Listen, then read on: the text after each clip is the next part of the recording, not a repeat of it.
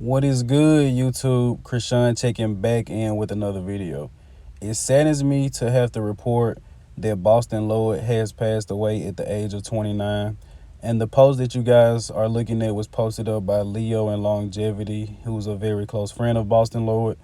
Our brother Bostin Loyd passed this morning. Ariella, who is his wife, is distraught, as are all of his friends who hope to have him as a companion for decades to come. Today, the world lost one of his most beautiful souls, and Leo says that he will keep us updated.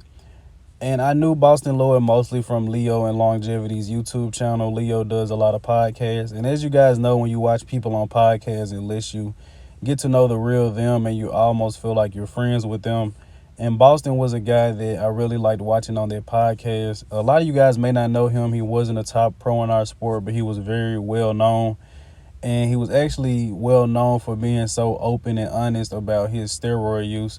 And Bostin was dealing with some very serious kidney issues. And this was also posted up by Leo. This was their last conversation. And he was just saying that the day before Bostin passed, one of his main things was just trying to make sure that Leo was fine and just really showing the type of guy that Bostin was. And even though that I didn't know much about him, a lot of times on the podcast, conversations can get out of hand, but Bostin always seemed to be well grounded.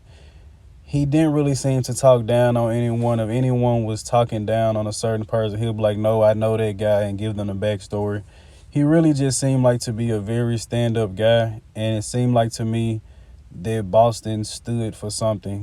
Whether you don't agree with what he stood for or whether you do agree, Bostin just seems like a very stand-up guy that really said what he meant. And it's really tough, guys. This is a really tough one for me because I was just watching a podcast with Bostin, and my favorite podcasts of Leo's are with Bostin. But rest in peace to Bostin Loyd, man. And I'd like to take a moment of silence for him.